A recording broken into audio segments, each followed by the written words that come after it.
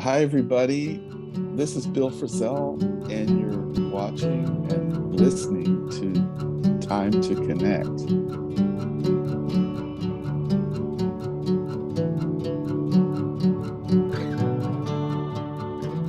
Hey, Bill Frisell, thank you so much for taking the time to connect. What an honor. How are you this morning? I'm good, thank you. How's it going over there? Oh, well, I'm down in Texas where it's 100 degrees and a little bit Whoa. brutal outside, but yeah, life is good, and it's a real honor to have you on here. You are absolutely one of my heroes, and I've seen you play a number of times. I want to actually bring up a couple of those times with you.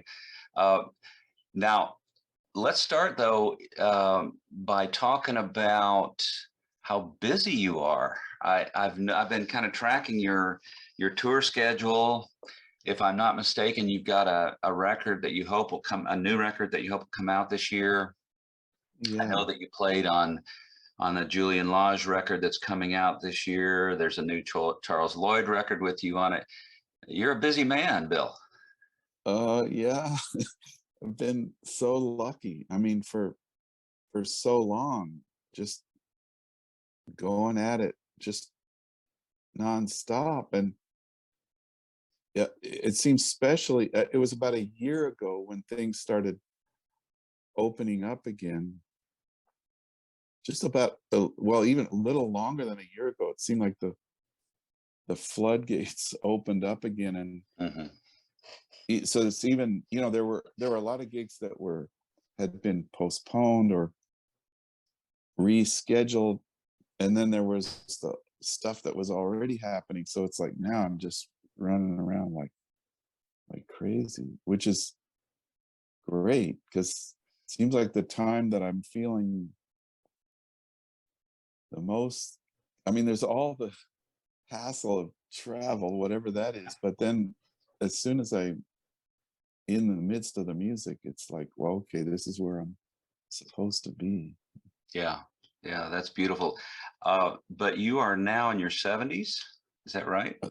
I can't, yeah, how did that happen? Yeah, I'm 71. I'm Yeah. not too far behind you. I turned 66 this year, and it's kind of hard for me to believe. One of the things that I think is remarkable about how busy you're staying is the travel must be really tough on you. How do you kind of recharge when I assume you get done with a a swing like you just had in Europe recently? Do you have some method of recharging when you get home?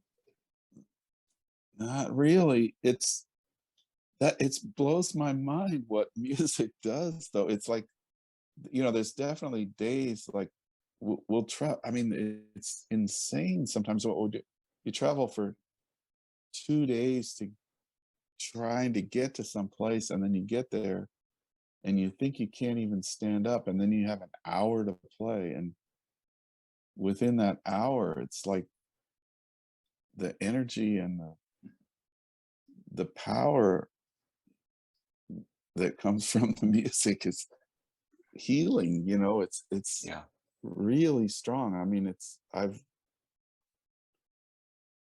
it just seems miraculous to me sometimes. I've definitely had some times when I thought, man, I don't know how I'm going to play now. I can't even hardly stand up. And somehow you start up, and then music just carries you away. Music is good. Yep, it sure is. So let's see. I saw you in January when you were down in Austin at UT doing the Great Flood Oh, wow. show. Mhm. That was amazing. And then the next day, I drove up to Fayetteville, Arkansas. Do you remember that little room you Oh, played there? wow. Oh, wow. That's amazing. And what a cool show. And it was really interesting for me to see one night to the next, the two, you played with Kenny and Tony Oh, yeah, in yeah. Austin, and the next night you played with Rudy and Thomas. So it's still the same configuration of a trio, but uh, Oh, I don't yeah. know if there's anything to say about the difference. I don't know how much you want to get Yeah. into comparing those Well, trios, but I would think you would respond differently to them and play yeah. differently with those guys. yeah, I mean, it's interesting you mentioned that, because all those guys I have, it's really long-term, close friendship and musical thing we have with. And then I should say, sometimes I'll play with Tony and Rudy, or Thomas and Kenny. It's we've all played together in different combinations, and Yeah. but there's a whole different, like, I guess it was right after. I can't remember exactly. It was very recently I did a whole tour with Rudy and Thomas, right? And I was like, wow, this is, it's music just keeps getting stronger and stronger. I'm feeling the connection, it's getting stronger, and it's so exciting when it keeps moving ahead. And then very soon after that, I did a tour in Europe with Kenny and Tony, Hmm. and it was the same thing, but it's hard to describe what it's different. They're so different what Hmm. happens. And for a long, long time, I've had this fantasy about sticking us all together. And we're going to do that in the end of the summer at the Village Vanguard. We're going to do it there, and then at the Blue Note later in the year. And With maybe it'll be a catastrophe, I don't know, but with in my mind, the way I can't quite there's like they each do things that the other doesn't, so uh it's like this. I'm For a long, long time, I've wanted to see what would happen, and I think we can all play without. I don't want anybody to have to hold back or feel like they're going to step on somebody else's toes, but it's I feel like there's a way that we can all play full on and it'll work. Like, the choices that Tony makes are not the choices that Thomas is. Same with Rudy and Kenny. They're in different universes or yeah, something. So that would be amazing. I'm definitely going to watch for that. I mean, you're thinking two drum kits and two bass players. yeah, but then there's a little bit of, also Kenny can play vibes on things, Right, and Tony could play. Well, he could also play guitar. He's an right. incredible guitar player, but he could also play electric bass. Yeah. But yeah, I really, that thing about two drums and two bass, I just want to see. I I gotta check it out. I think it's a really cool idea. I sure hope you'll do it. Um, let's see, Bill. I've got a lot of questions I want to ask you. I wanted to ask you about Monk, just because Monk, and I just wonder if it's when you play a Monk tune, and I don't know if there's any way to talk about this or if it's just a feel thing. Is it? I mean, it's clearly a Monk tune. There's no mistaking that. Is it different? Than playing some of the other covers that you play? Is it different in a way that you can say something about? Um, well, I mean, just he's such a hero Yeah. in the. I mean, you know, if I had to choose, which, no, I wouldn't want to have to do that, but I mean, he's at the absolute top of the people that have inspired me so much. So when I'm playing his music, it's like sacred ground or something. I'm Yeah. trying to Yeah. and it's also, there's this, just it just blows my mind how with his songs, it's true with all music, but it seems like especially with his, like, there's, for however much time I spend with it, there's always something else that's every time I go back to it, it's like, oh, wait a minute, I didn't notice there's like these little details in there Mhm. that are just like, what? How come I've been playing this thing for 50 years and I didn't notice that that one note was this or that. And it just keeps revealing more and more. And then the way his music impacts, there's something in it that's like a lesson for any other music that I might play. Mhm. It's so it just it's like a kaleidoscope of ways of thinking that apply to everything else. What Mhm. if it's any song, and so it's no, I just get so much from him. Yeah. Yeah. And Is your tune Valentine something of a were you oh conscious of it being kind of monkish? well, yeah, I mean, I couldn't help it. It's just a rip off. I mean, it's like, Tribute, maybe. it's just this little 3 note Yeah, little thing, and it's almost like something that he could have, sure. certainly he played those 3 notes at some Yeah. point, There's only so many uh, notes though, but it but yeah, clearly has a monk feel. Yeah. it pretty obviously, I'm not trying to hide the fact that I Sure. stole that. Right, right, right. I wanted to ask you about another song of yours. Just one of my absolute favorites is "Small Town," and going back and listening to the Disfarmer record, I discovered that Oh yeah.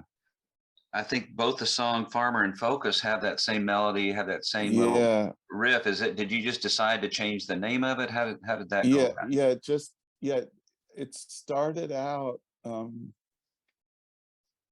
It was on the Disc Farmer album was the first place I used it, and I used it in different places, like sort of different. I can't remember exactly what there's a couple different versions. Like one is just acoustic guitar and it's in a different key. Hmm. Maybe the tempo is different or something. So, Hmm. and when we put that album together, I guess I was thinking of trying to get the titles and thinking of images that related to the story with Disc Farmer. And Hmm. because we were also did that music too, we were using images. We were, Right. which, well, in the booklet, actually, there's these pictures, some of his portraits and stuff. So the the music was inspired by that. So I figured, okay, it's the same tune, but it's sort of a different Hmm. take on the same tune. So there's a few different titles there. Hmm. But then what happened? It kept going. Uh, a few years later, I was recording with Buddy Miller. There's a We did this project called the Majestic Silver Strings, yeah, with Mark Rebo and Yeah. Greg Leese, and um, that was so great at Buddy's house. It was like we recorded. He has his house is set up so you can record in there, and it's like it was so fun doing that. Is that in Nashville? And yeah, Yeah. and he um he had heard that song, and then his wife Julie wrote words for it, which God's Winged Horse. So then we recorded that there with the words, so it became God's Winged Horse. And then some years later, I wanted to do it again with this harmony group that I have with Right. Petra Hayden singing it. So the same, I don't know if that's cheating, but I'm sort of using the same song for Yeah. it's like about 4 or 5 different songs. And then, yeah, with Thomas, Yeah. it's that Small Town album. Great record. And then there was some There it other, is, right there. Yeah. there was some other version I did. I guess that might not have been recorded, but anyway, it's Yeah. happened a bunch. Great tune. So I have to ask you about this. Oh God. It must be an interesting experience for you. Did Philip kind of follow you around for a couple of years and interview you a lot? And Yeah, I'm sure it was a long project. And this might be a strange question, but have you read the book? yeah, I did, and that was, talk about a bizarre experience, because I spent a lot. I trusted him, and we were friends, and he stayed at my house, or he went through my basement and looked through all my stuff, or he we went to Denver together, where I grew up, and Mhm. walked all around. I spent so much time with him, and then he really put his whole heart and everything in. I mean, he put so much into doing this, but a lot of what he did, I didn't even know he was doing. He was talking to my brother, or he was talking to friends I had in college, or he I mean, he really went deep, deep into it. And also, a lot of there's those sections in the book where he plays Yeah. music for people and gets their reaction. I didn't even know he had talked to a lot of those people. So all this time goes by, and he's working on the book, and blah blah blah.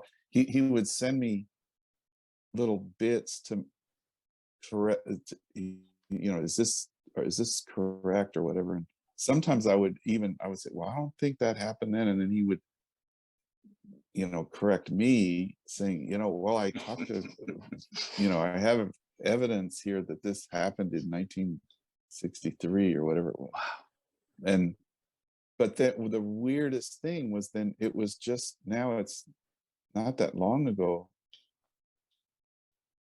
So, that's a lot of time went by. I forget he started doing it, but it was getting to be when they were going to put the book out, and he said, okay, it's done now.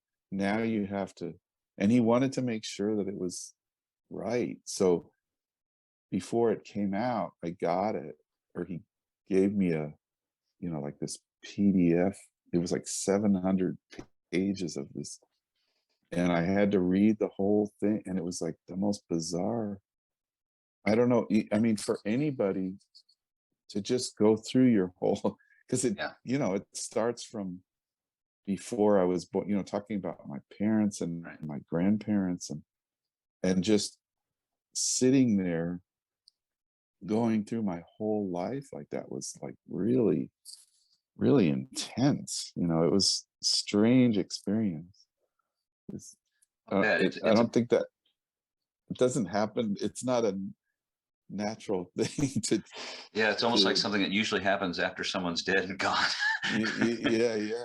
But it's a beautiful book. I'm so glad he did it, with that book, and then the documentary that Emma Franz did. It's the word's getting out there. It's been out among people who know, but I think that this will reach a larger audience, and that's only a good thing. Uh, One thing I have to ask you about, Bill, I ask all my guests on this series about Bob Dylan, just probably because I'm obsessed with Dylan, and I know that I've heard you talk about him a little bit. At one point, you even said Dylan is in your blood, and he's sort of in all our DNA at this point. He's kind of like Abraham Yeah. Lincoln or something in terms of being Yeah. so American. How do you think of Dylan? And kind of part B of the question, I know you did the John Lennon record. Would you ever consider doing a Dylan record? Oh, I mean, I've recorded some of those tunes here and Yeah. there, but Yeah. I never thought about doing a whole. Uh, I mean, yeah, he is. It's so he's been in, like, in my blood. Like I said, that was actually, it was like when his first, I feel so lucky. Like, this is another thing I feel, I wish I had, there's people in my life that I'll remember someone, and then I want to kind of, I try to be good about thanking people for helping me along. And so, like, when I'm in seventh grade, right? So it's 1963, the fall of 1963.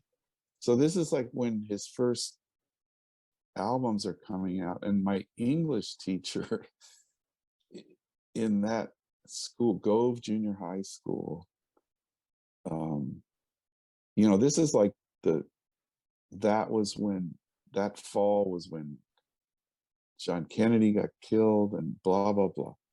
It was before the Beatles were on the, it's all this stuff was about to happen. And my English teacher would play us Bob Dylan. I didn't know who Bob Dylan was. Well, I mean, I get, maybe there might have been some song on the, Peter, Paul and Mary doing one of something, but I didn't know who he was. And the English teacher would play us these Bob Dylan records, say, "Listen, kids, this is poetry," So that's how I first heard him, and then the Birds and all that, and then I went to it. Just very quickly, he became, sounds like what he is for you, just obsession, I guess. It was like he was just like, seems like, uh, throughout my whole life, there's something he'll say that'll cool me out or something. Like, back then, I'd have an argument with my parents, and there would be some phrase from one of his songs that would kind of comfort me or something, Mhm. whatever. Yeah. And just in so many ways, musically, just exploding, helping my imagination to stretch, and the sound of those records, like, that's another guy that has influenced me a lot, is Bruce Langhorne, who plays guitar on some of those early records. Like, if you listen to Mr. Tambourine Man, there's Bob is playing guitar, and then there's this incredible little bell-like sort of dialogue with this other guitar that's playing behind him. And I didn't, it was many, many years later, I was listening to that. Whoa, that's kind of what I'm trying to do.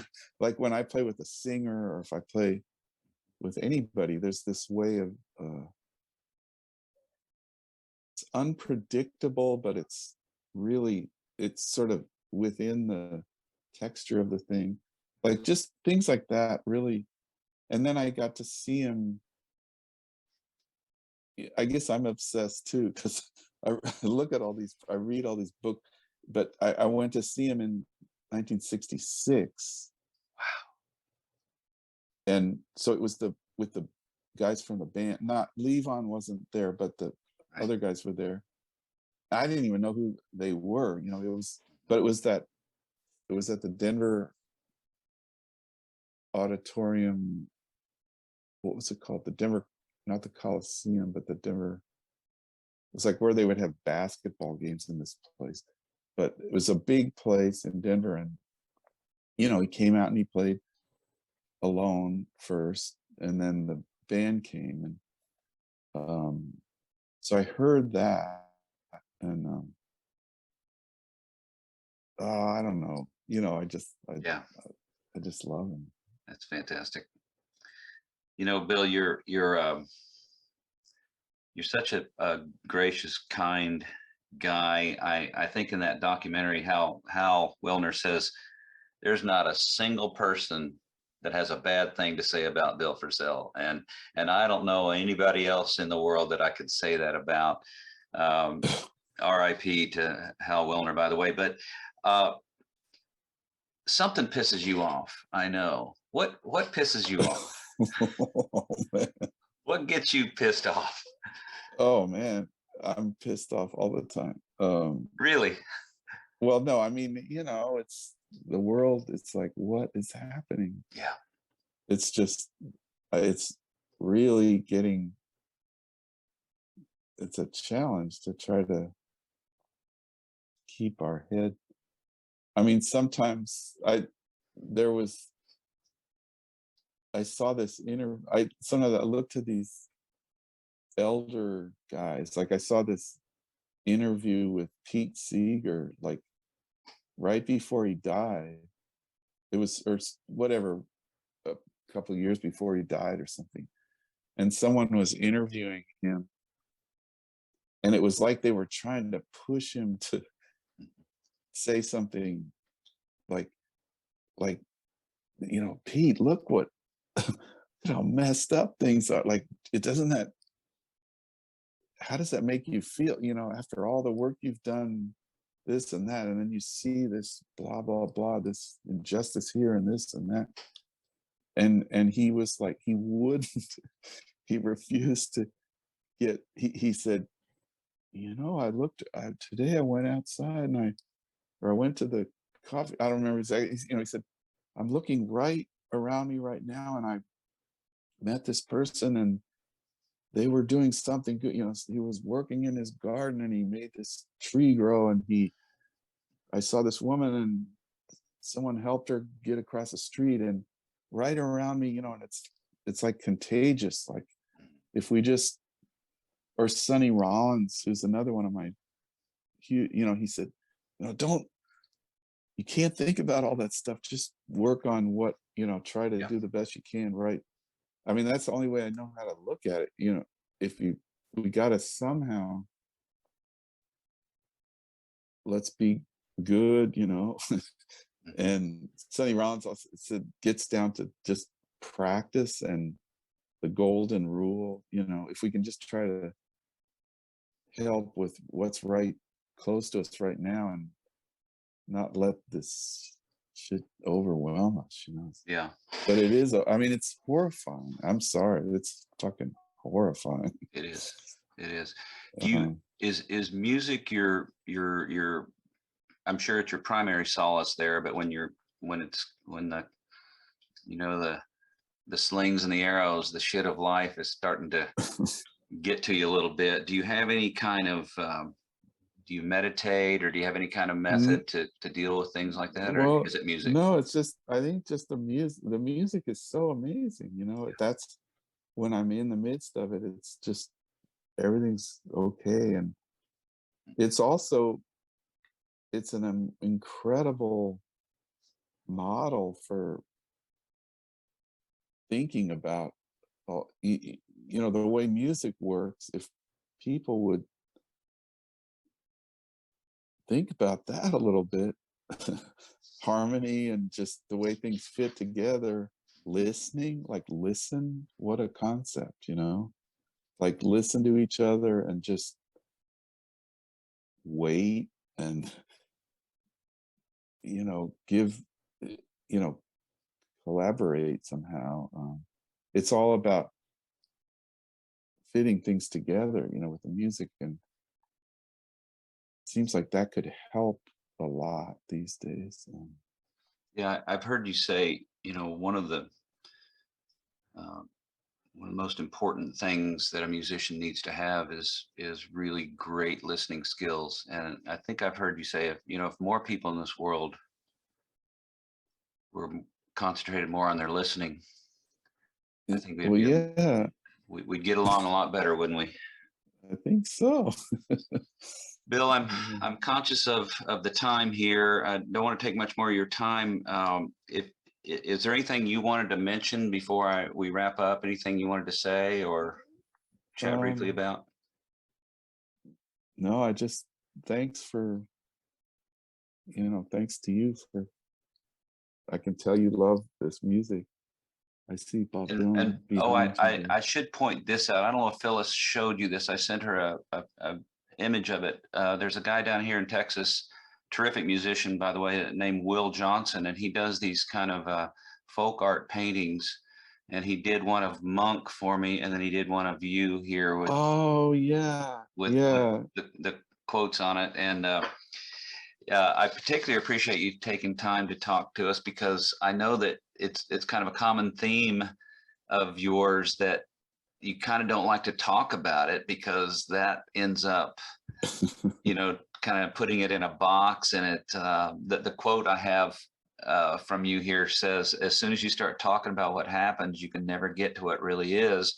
I'm almost afraid to talk about it, because then you start thinking about it. I like to get to this place in my music where you can stay in a naive state, where you're never sure what's coming next, and every moment you're finding it. That's beautiful. Let me finish with two questions, if I may. A little bit out of left field, and hopefully you won't mind answering these. But these are questions I ask all my guests at the end of these sessions. What do you think? I know we don't know, but what do you think happens when we die? Have you Oh spent any man. time thinking about this? Um, yeah. I mean, because I'm, like 71, you start, you know, not sure if I'm gonna live forever now anymore. I thought you used to think, or it seemed like, oh man, I don't know. I'm not like religious, or I believe in something, but I really don't know. I Mhm. don't Are I you don't okay with know. not knowing? Um yeah, I guess it's just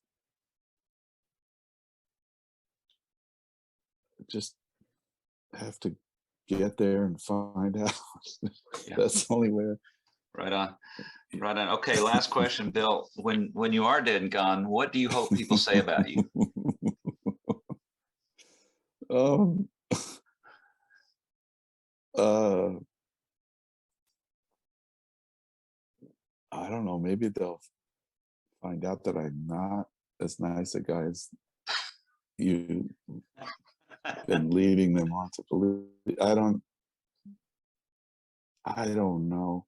Well, actually, one thing that I've that like, so as I've gotten older, it's just, you mentioned Hal Wilner, or there's people that aren't around anymore, right? And Mhm. Yeah. another thing that's incredible, that's unbelievable, that is so comforting for me, or it blows my mind more and more, and it's like a something that we can actually, it's a tangible, real thing, is the way music is passed along Mhm. amongst people. And so uh that's I've been noticing that more and more,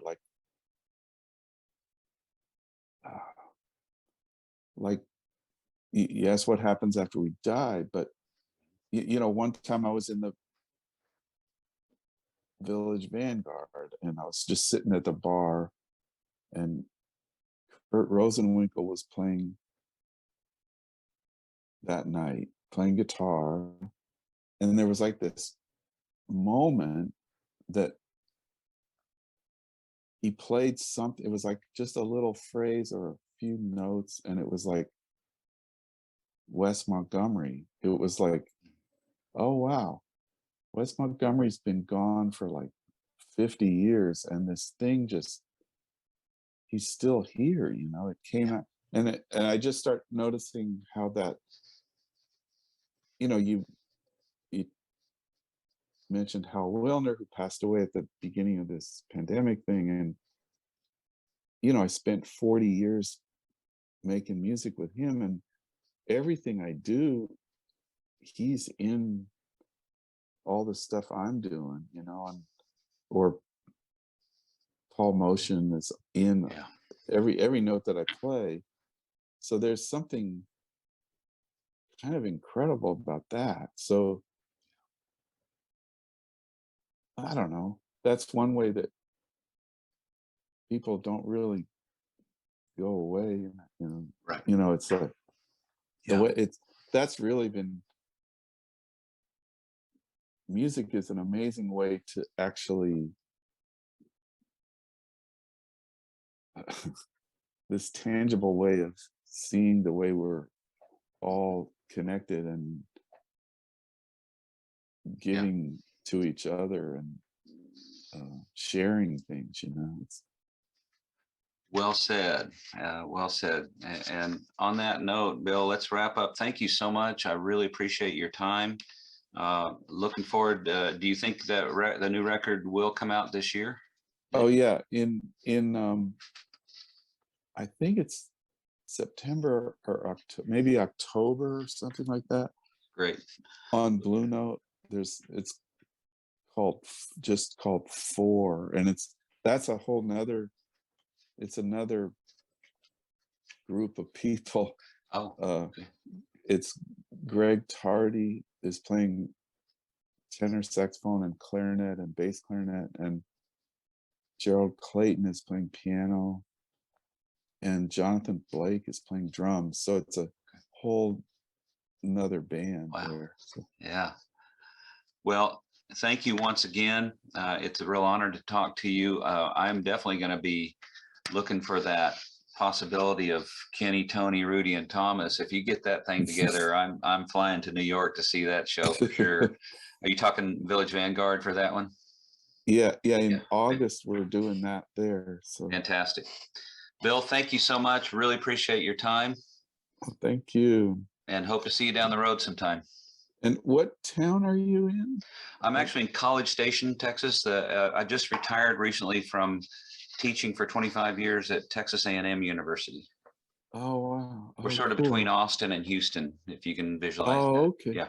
Yeah. So I'm hoping to come to, but one of my favorite places to play is the Continental Club in Austin. Haven't been there for a long time, so maybe I'll see you over there. Well, if you're there, I'll be there too. So I'll see you there. Thank you, Bill. All right. Take care. Thank you. Bye-bye. Bye.